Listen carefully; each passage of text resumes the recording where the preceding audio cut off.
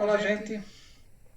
Professor Lindenberg Araújo, para mais uma aula no nosso canal, Professor Lindenberg História. Hoje nós iremos discutir inicialmente o processo de colonização da América do Norte. Está bem? Nossa aula intitulada Ingleses na América.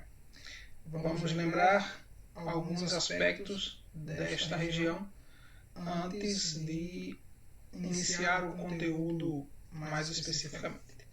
Lembrando que o continente americano ele tem duas divisões, uma divisão política, geográfica e uma divisão cultural, certo? Nós dividimos o continente americano em América do Norte, que engloba México, Canadá e Estados Unidos, América Central, também, aquela região ali bem estreita do nosso continente, e América do Sul. Essa é a divisão geográfica, vamos dizer assim.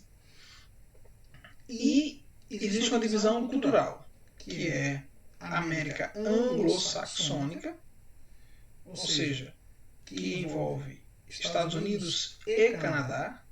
Esses dois países compõem a América anglo-saxônica, ou seja, a América que foi colonizada pelos povos anglos, pelos ingleses. Se bem que o Canadá tem uma cultura muito diversa, um processo em que os franceses também estiveram presentes, tá? Mas Estados Unidos e Canadá, culturalmente, a América anglo-saxônica. O México, que faz parte da América do Norte, ele se inclui na América Latina, certo? A América Latina do México até a Argentina, incluindo todo o território brasileiro, é chamado de América Latina. Por quê? Porque foram os países colonizados por países europeus de língua latina, certo? Essencialmente Portugal, Espanha e alguns territórios na América Central foram colonizados por franceses, país também de origem latina. Há uma presença holandesa, mas essa presença holandesa não foi tão intensa no nosso processo de colonização. Beleza? Então, a América do Norte, Central e do Sul, uma divisão geográfica, e a América anglo-saxônica e a América Latina, uma divisão cultural. Beleza? Lembrar que os principais países europeus que juntos colonizaram o continente são, por ordem, Portugal, que vai colonizar o Brasil, Espanha, que vai colonizar do México até a Argentina, excetuando o Brasil, e a Inglaterra, que vai colonizar o que hoje nós chamamos de Estados Unidos da América. Se bem que a Inglaterra não colonizou todo o território dos Estados Unidos. Isso aí será tema para uma próxima aula, beleza? Lembrar sempre que para a história, a geografia ela é essencial, ela é fundamental, ok? E compreender a geografia, compreender esses aspectos geográficos todos, é fundamental para a compreensão dos temas da história. Então, muita atenção também nas aulas dos meus e minhas colegas professores de geografia. Ok? Vamos então. Ingleses na América. Em 1584, a Inglaterra fez a primeira tentativa de ocupar territórios na América do Norte, mas a fome, as doenças e os ataques indígenas levaram-na a desistir. Uma pausa, vejam só. Vamos revisar aqui. Primeiro país a se aventurar na colonização. Primeiro país cujos marinheiros cruzaram o Oceano Atlântico. Foi Portugal, que vem colonizar o que hoje é o Brasil. Depois, ali juntinho, vem a Espanha, tá? Que vai ocupar um vasto território do México até a Argentina. Um processo lento e gradual. E depois vem a Inglaterra. Observe aqui, ó, 1584. Vejam só. O Brasil passa a ter a presença portuguesa a partir de 1500. A região do México passa a ter a presença espanhola a partir de 1519. Porém, os espanhóis já haviam contactado a América em 1492. Vejam só.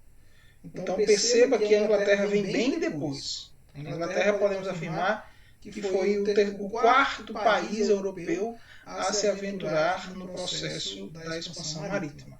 Pela ordem, vamos ter Portugal, Espanha, França e Holanda ali, e a Inglaterra vem logo em seguida. A Inglaterra estava envolvida com diversos problemas neste período, final do século XVI, viu? Aqui é final do século XVI. A Inglaterra tinha questões políticas muito intensas para resolver nesse período, questões religiosas muito complexas, uma população que emigrava do meio rural para o meio urbano. Então a Inglaterra não estava em condições semelhantes a Portugal e Espanha de iniciar, lá no final do século XV, início do século XVI, a sua expansão marítima. A Inglaterra vai fazer isso no final do século XVI e, essencialmente, no século XVII. Okay? Então, os ingleses tentaram se estabelecer na América. Não foi fácil, muitos problemas, como a fome. Vem para uma terra desconhecida, ocupada por diversas nações indígenas, fome, doenças que eles vão contrair, mas também doenças que eles trarão, principalmente da Europa, e os ataques indígenas que, nos Estados Unidos, essa relação índio-colonizador foi um processo extremamente violento. Nos Estados Unidos, a reação indígena foi praticamente de imediato. Tá bem? Isso é um aspecto interessante para a gente perceber no processo histórico dos Estados Unidos. Em 1620, algumas famílias deixaram a Inglaterra no navio Mayflower em busca de liberdade religiosa e prosperidade na América. Mayflower, ou Flor de Maio, era o nome do navio.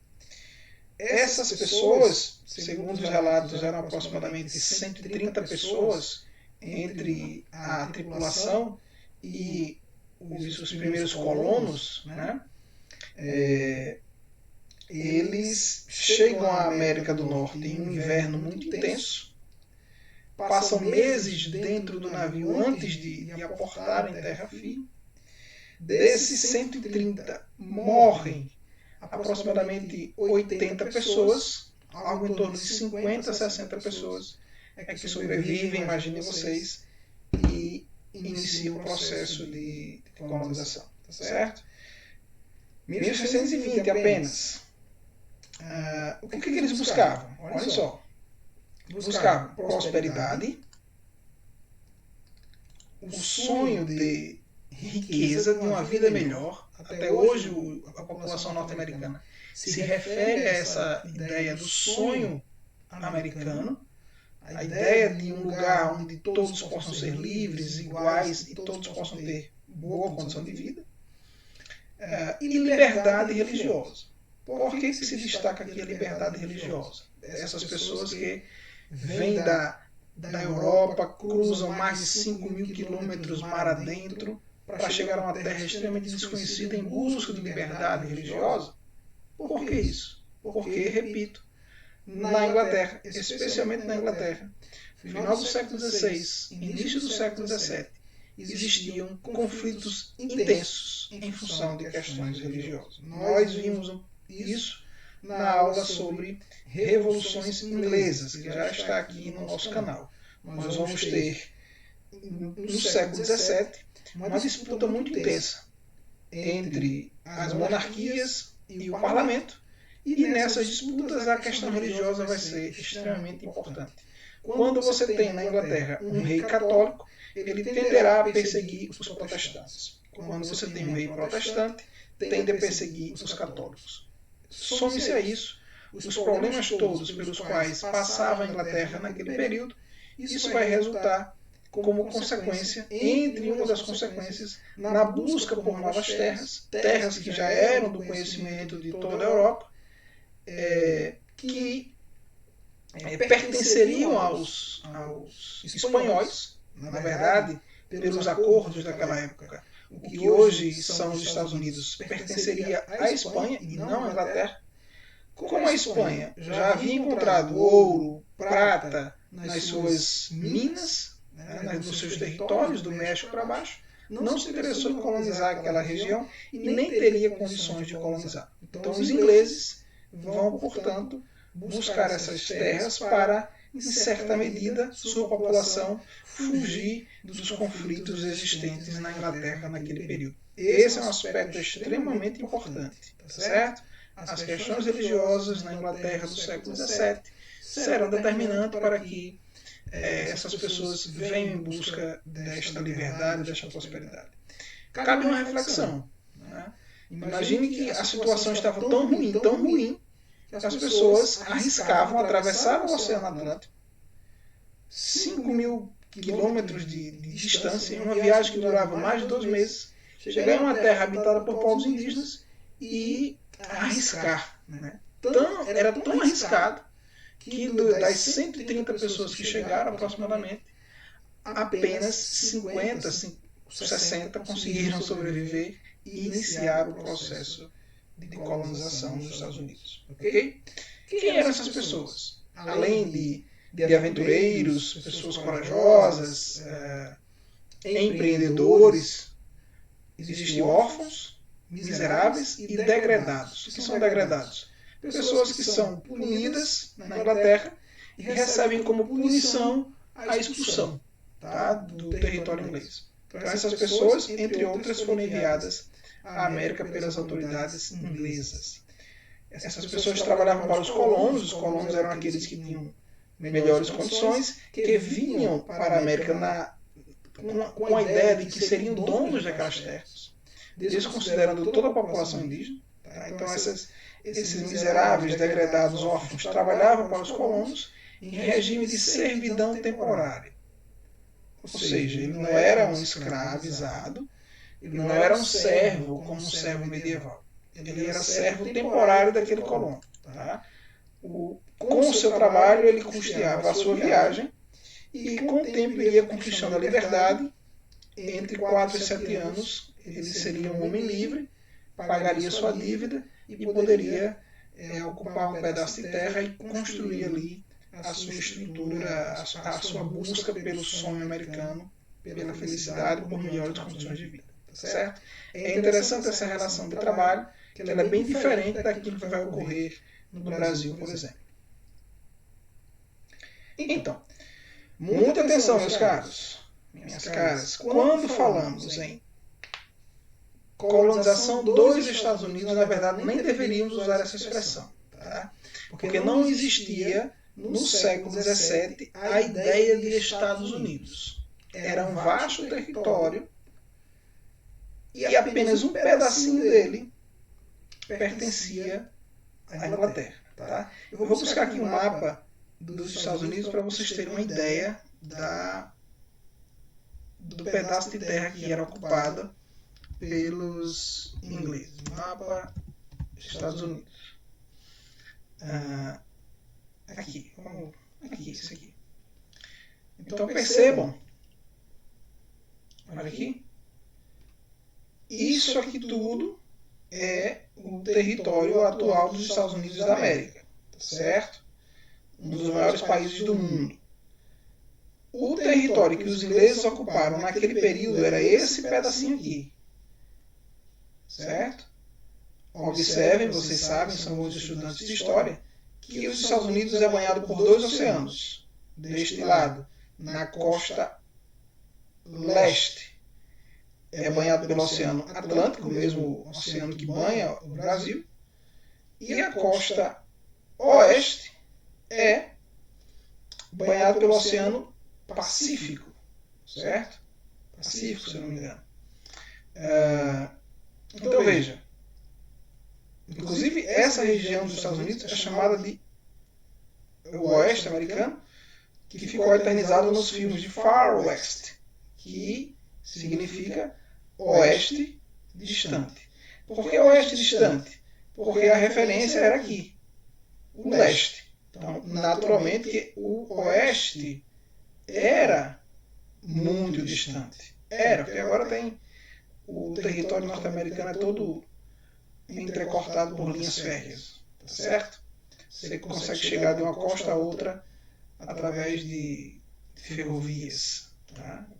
Trens velozes, etc.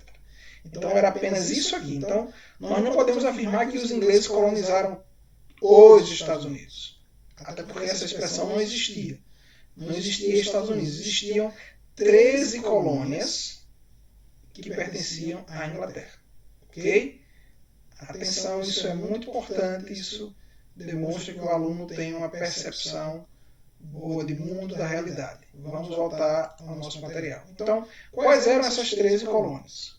Nós vamos ter aqui este pedacinho apenas, ocupado pelos ingleses, Geórgia, Carolina do Sul, Carolina do Norte, Virgínia, certo? E Maryland. Adoro os nomes dessas colônias. Essas eram as colônias do Sul, ok? As colônias do centro eram New York, Pensilvânia, Nova Jersey e Delaware, tá certo? Eram as colônias do centro. E as colônias do norte, chamadas de Nova Inglaterra, eram Massachusetts, Rhode Island e Connecticut e New Hampshire. Acho massa esses nomes que nos forçam a fazer um esforço no inglês. Lembra do que eu falei? Isso aqui tudo pertencia à Espanha, mas a Espanha não teve interesse em colonizar, e aqui ainda era território espanhol, e aqui territórios franceses que serão depois incorporados à França. Tá bem?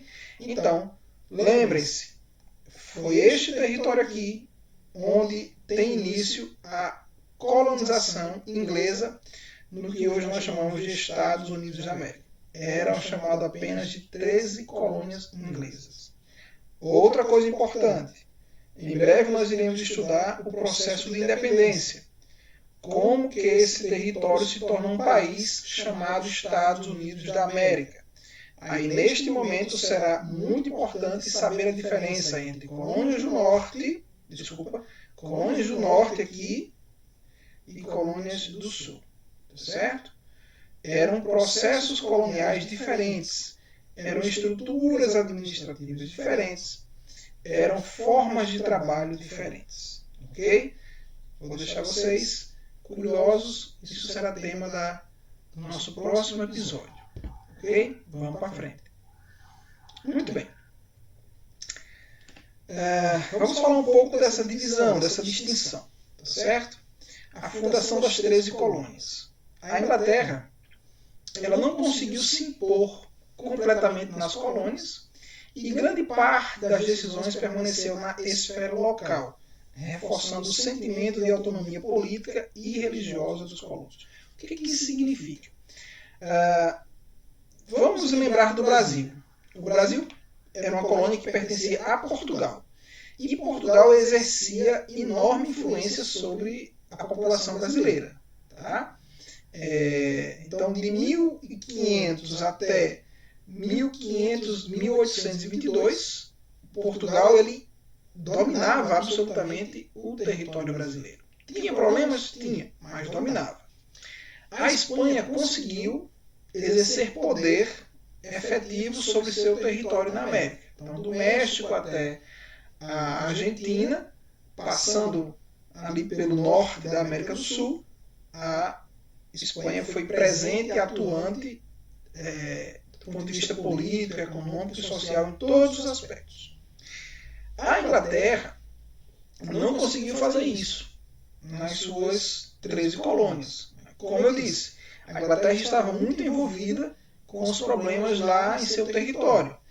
Era uma elite que não tinha uma tradição colonialista, ou seja, era uma elite que não estava acostumada a extrair riqueza desta forma.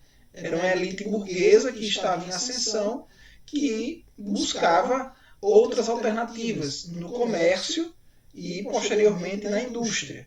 Esta elite inglesa não tinha muita habilidade com essa história de ter colônias, certo?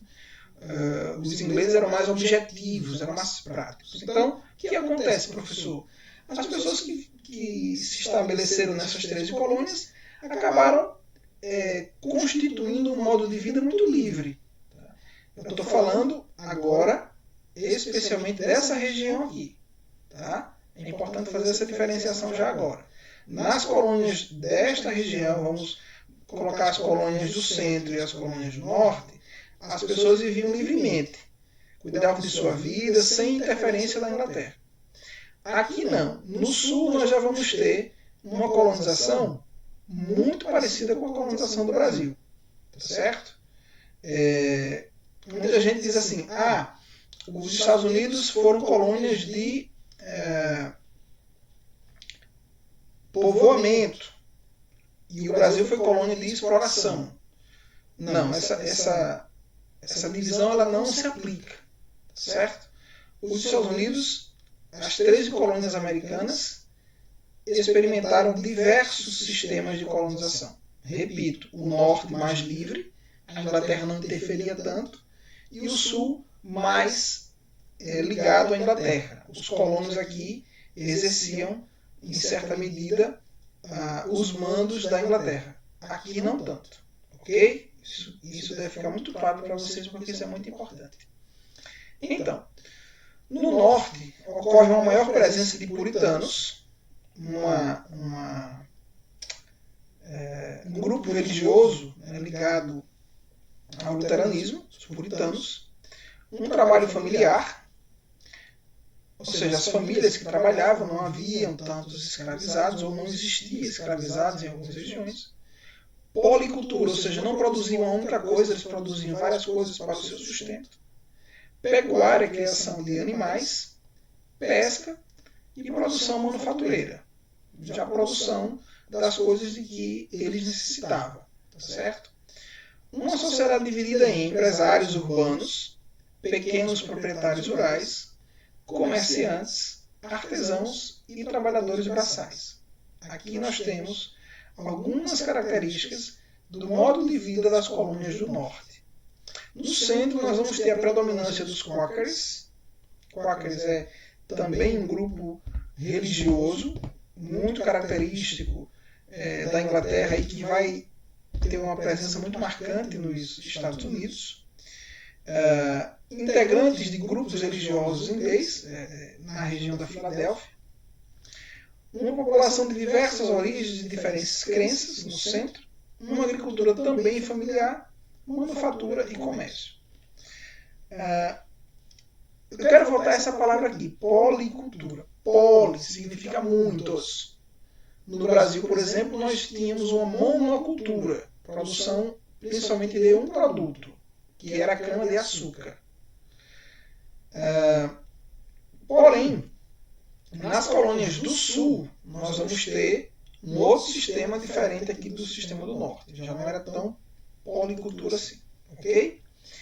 No sul, nós vamos ter uma maioria de anglicanos e católicos. Anglicanos é uma religião reformada que surge com o rei Henrique VIII na Inglaterra no século XVI. E nesta religião, o chefe é o monarca inglês, certo? Então, no sul, a maioria é católicos e anglicanos. Grandes propriedades monoculturas, ou seja, grandes extensões de terras, grandes fazendas para a produção de um único produto, que na época o principal produto era o algodão, lá nos Estados Unidos. Observem, aqui nós vamos ter trabalho familiar.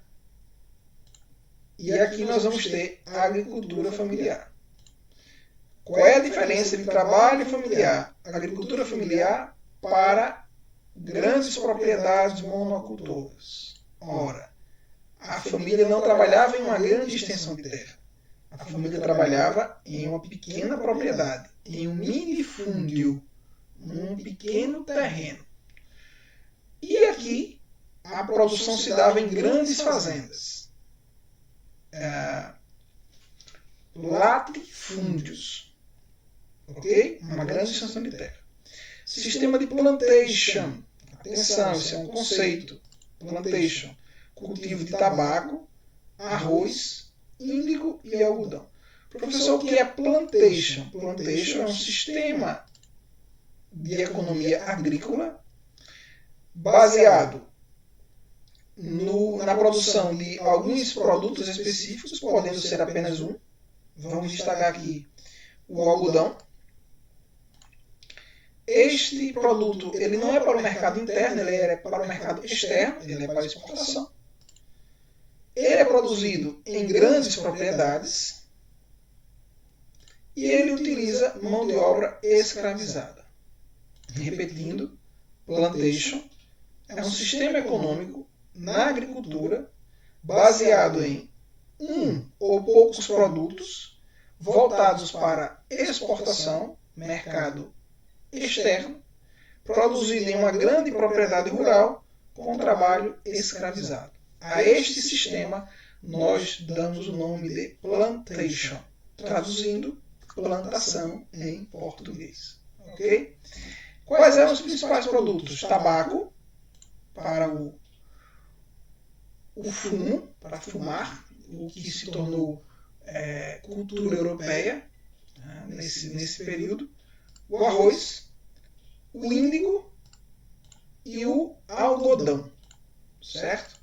Eram os produtos deste sistema de plantation.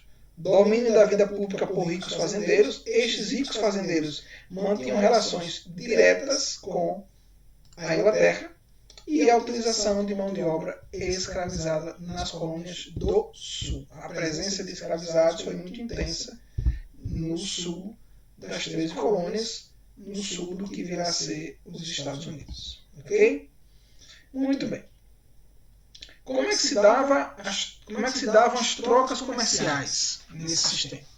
Atenção para o que nós chamamos de comércio triangular. Por que triangular, professor? Porque o percurso das caravelas formava um triângulo. Observe aqui, ó. Certo? Um triângulo aqui, tá bom? Por isso chamamos de comércio triangular. Ok? É apenas uma expressão didática para ajudar vocês a compreender como é que se dava esse comércio. Então, o comércio triangular ele era baseado em um leve trás de mercadorias, tá? Pelos países colonizadores, quem controlavam este comércio, tá certo? Vamos lá. O que se produzia nas 13 colônias que era levado para a África? Produzia-se rum, armas e tecidos. Tá bem? Então, das 13 colônias para a África saíam essas mercadorias aqui. Rum, armas e tecidos. Vamos ampliar aqui um pouquinho para facilitar.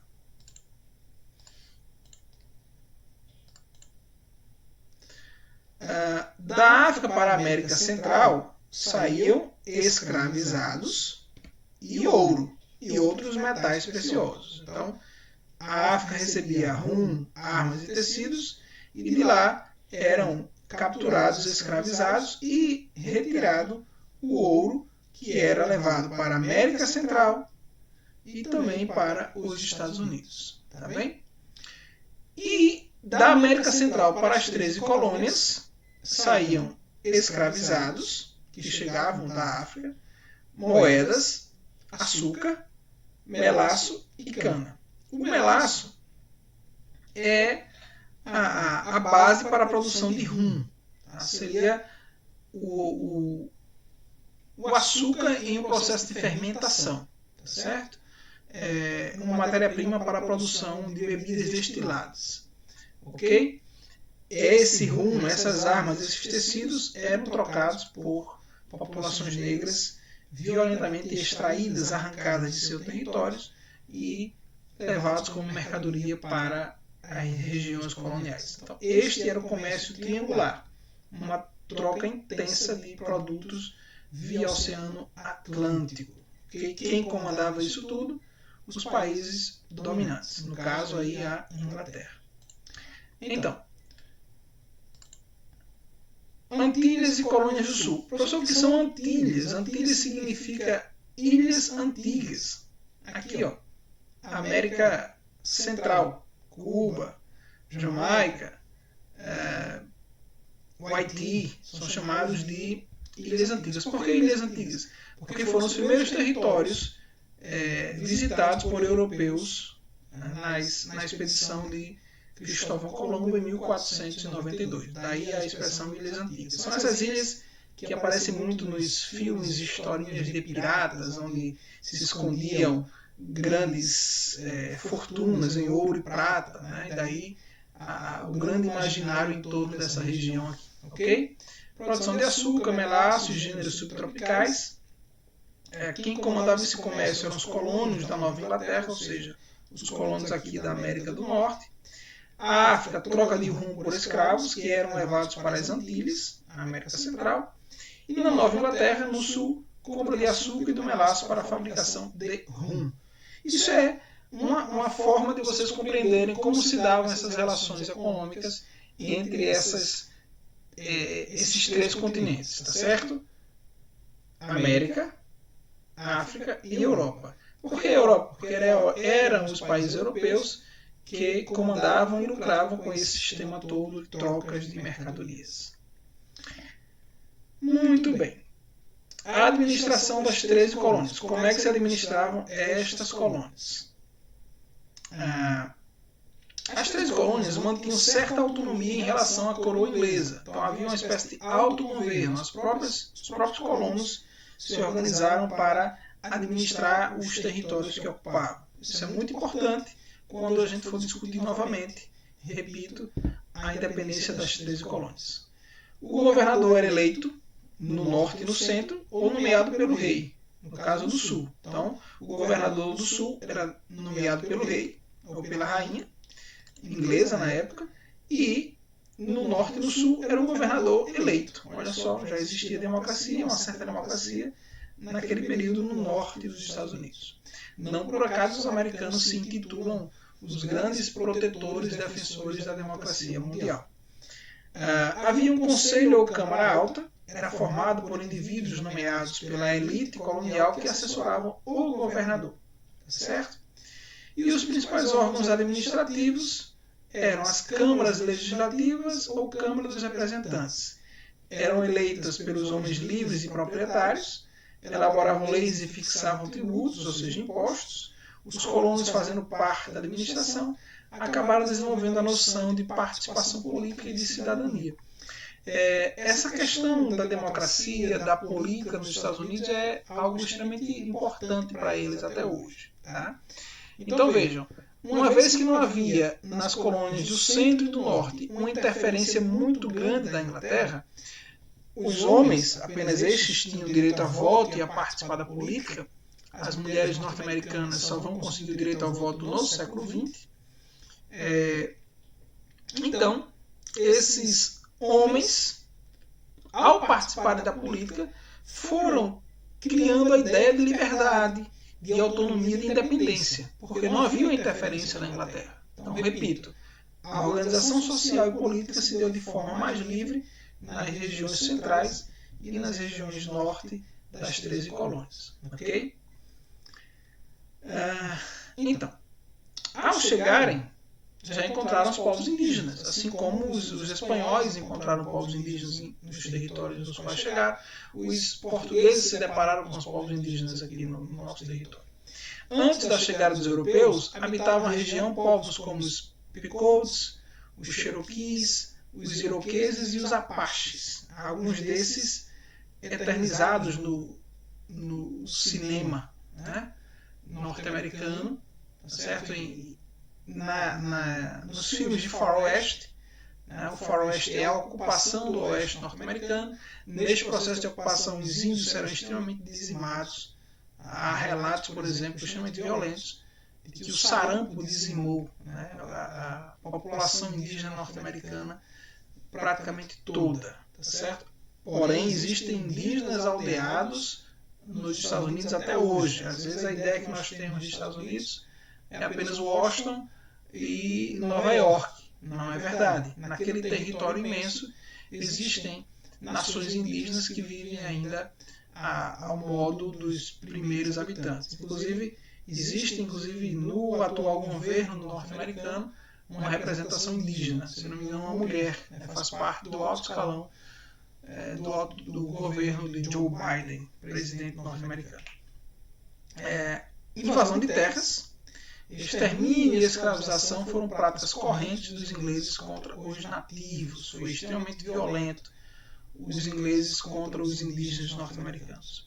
Milhares de indígenas morreram em decorrência de guerras, epidemias e deslocamentos forçados a que foram submetidos. Apesar disso, a luta dos nativos por seu território continuou por todo o território colonial. Assim como no Brasil, até hoje, indígenas e negros lutam por igualdade, por direitos nos Estados Unidos. Okay?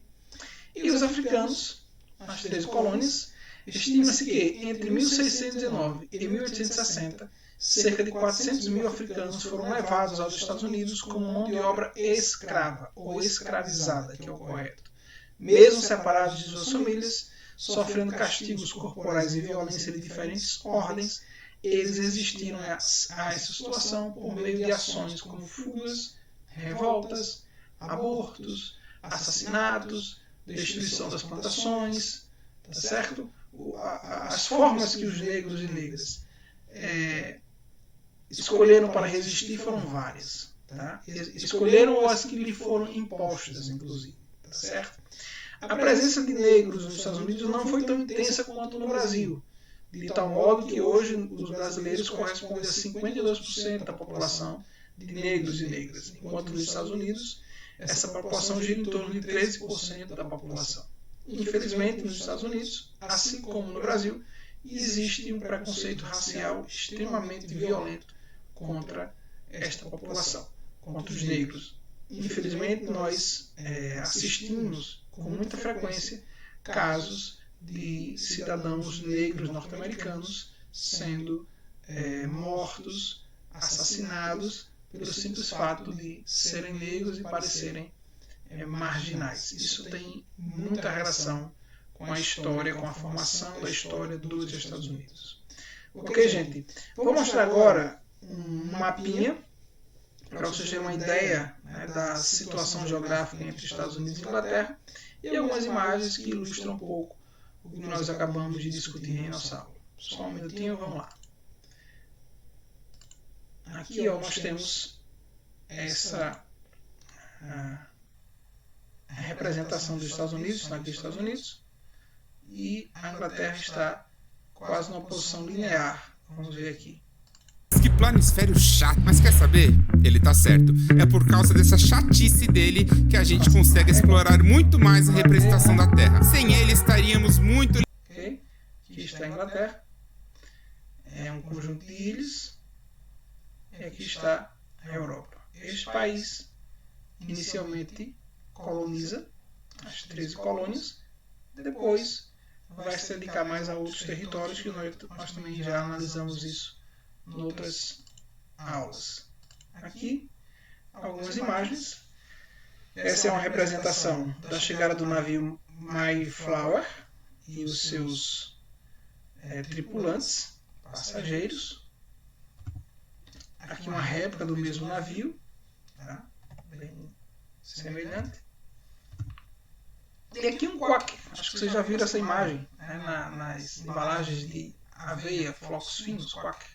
Certo? Essa roupinha é a roupa característica dos grupos quakers que se originam na Inglaterra e vêm inicialmente para os Estados Unidos. É uma figura bem conhecida aí, está presente nesta marca desde o século XIX. Aqui uma representação dos povos indígenas norte-americanos, caracterizados muitos por estes cocares enormes utilizados pelas autoridades indígenas. Então era um território também extremamente ocupado por povos indígenas, os chamados peles vermelhas, certo? O nome que os europeus darão aos índios norte-americanos. E aqui uma mensagem, né, contra o racismo, por valorização da vida. Quando a gente fala em racismo hoje, nós estamos mexendo em uma ferida que para o povo negro é muito cara por conta da história, da nossa história, né? Da escravização, da morte, da violência, da luta por liberdade e igualdade que acompanha o povo negro em vários lugares do mundo. Os Estados Unidos é um símbolo dessa luta, mas é também um símbolo da forma como a população negra foi e ainda é tratada mundo afora. Sem esquecer que foi esta população negra que por séculos construiu a riqueza dessas sociedades. Ok, gente? Então, terminamos aqui nossa aula sobre a presença dos ingleses na América, inicialmente nas chamadas 13 colônias. Só depois, só a partir do século só a partir do século XVIII e XIX é que essa população resolve se expandir para o oeste dos Estados Unidos. Um forte abraço, espero que tenha contribuído. Até a nossa próxima aula aqui no canal Professor Lindenberg História. Forte abraço.